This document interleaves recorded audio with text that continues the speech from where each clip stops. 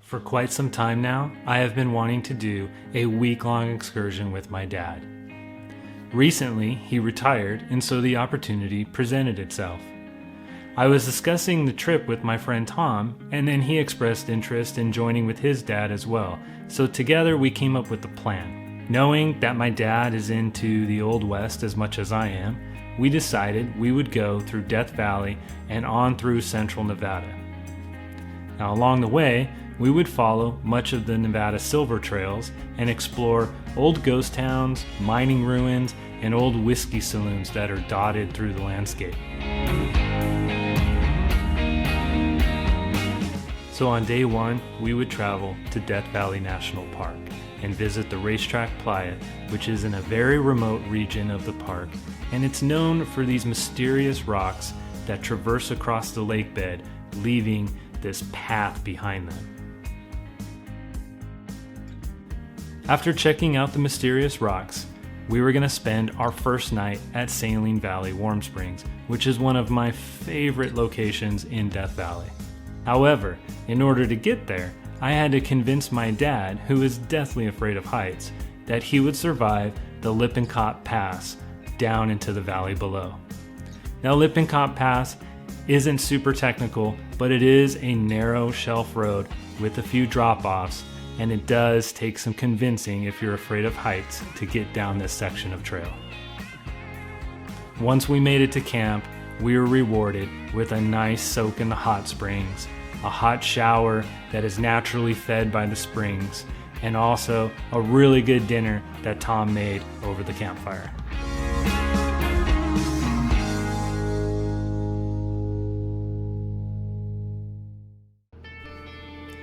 So day two started out with a climb up through Steel Pass, down Deckera Canyon, and over to Eureka Dunes. There's a small section where you have to go down a little waterfall, but it's nothing too technical.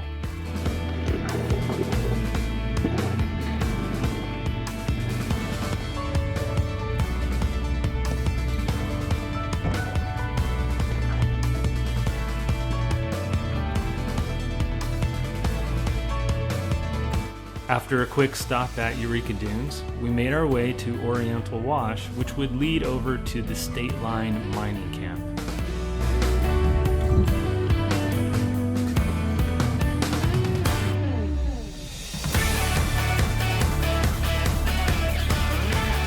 Now at this camp, we found an old cabin that volunteers have restored, and so we explored it, just looking at the artifacts that were around the area.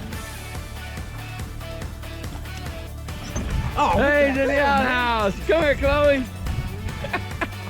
Although this cabin would make a great place to camp, I had better options on the table just over the ridge.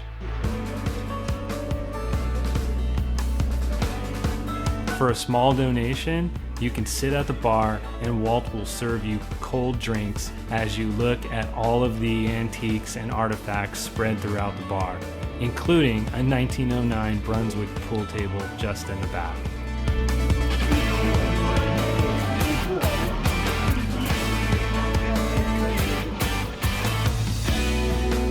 Walt asked if we were going to stay for breakfast in the morning, and to our surprise, he made the best chicken fried steak, eggs, gravy, and potatoes that we had ever had. He was also kind enough to open up the Gold Point post office and let us wander around and explore the old antiques that are scattered throughout the building. I think my dad really enjoyed this section because there were so many antiques that reminded him of when he was a kid. We're at the post office in Gold Point, and if you can see everything inside here, it's like walking into a time warp. Unbelievable.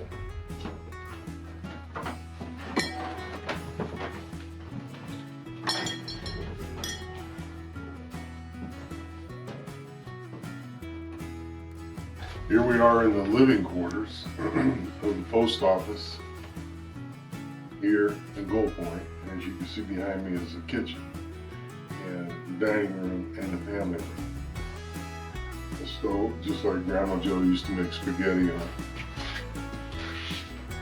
Refrigerator with cold beer. No beer. Heat. A sewing machine for fixing clothes. All in one room. Have you ever seen so much old stuff?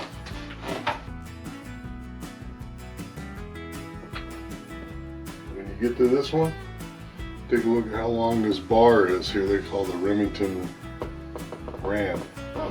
Take that, and it goes all the way across. After leaving Gold Point, we were going to head to the International Car Forest, where an artist buried a bunch of old cars in the middle of the desert, and it makes a great place to take some Instagram photos.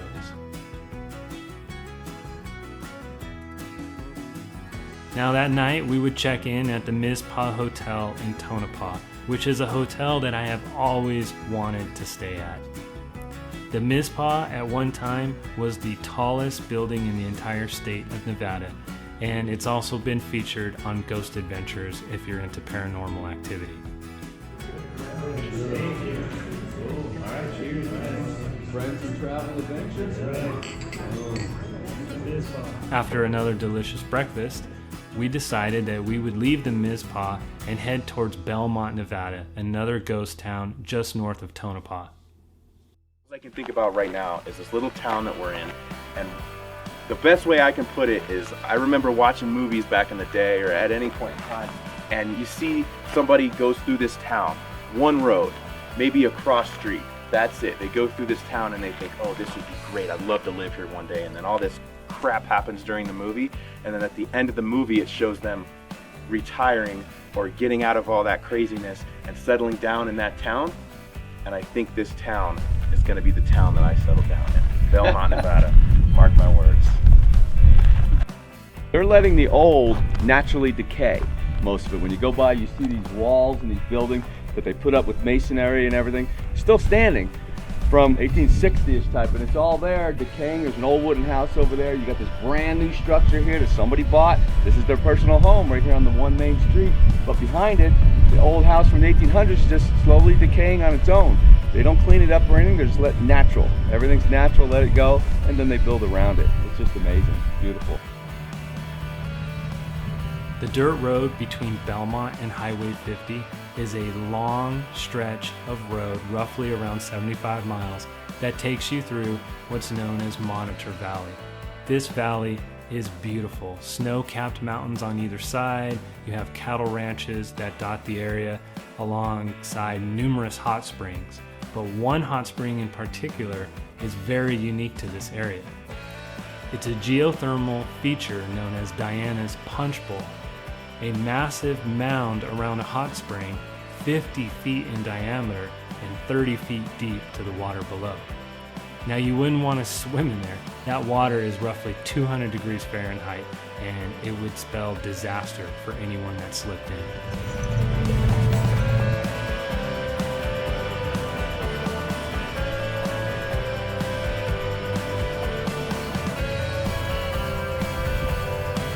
After leaving Monitor Valley, we got on Highway 50 and headed west towards Carson City to stay at one of the hotel casinos. The next day, we planned an entire day around the Genoa Bar and Virginia City. While there, we experienced the saloons, we did a few mining tours, and also we checked out the Washoe Club.